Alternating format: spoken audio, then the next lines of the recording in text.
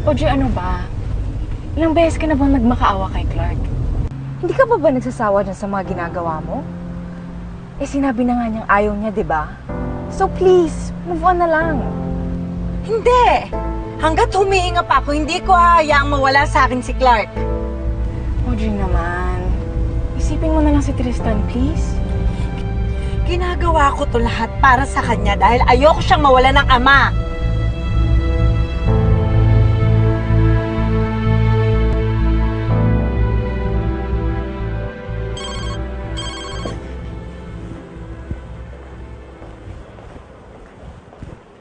Hello, Olivia. Magkita tayo. Saan? Clark?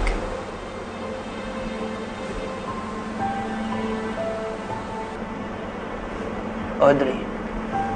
Anong ginagawa mo dito? Nagmamakaawa ako sa'yo. Huwag mo kaming iwan ng anak mo.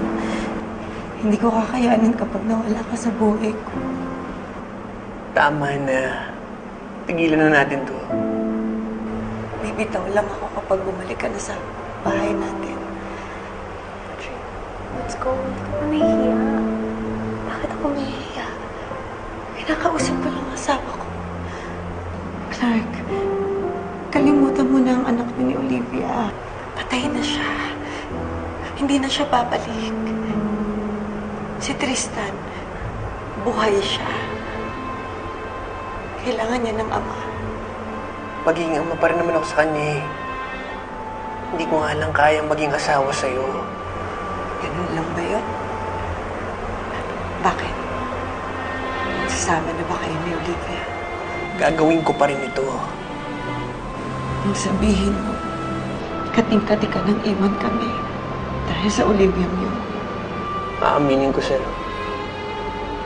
Hindi ko makalimutan si Olivia. Yun ang kasalanan ko. Pero ikaw rin may kasalanan ka sa akin eh. Sinira mo yung tiwala ko sa'yo. Aminin lang natin pareho. Na pareho natin sinira ang relasyon natin. At hindi na natin kaya maayos pa.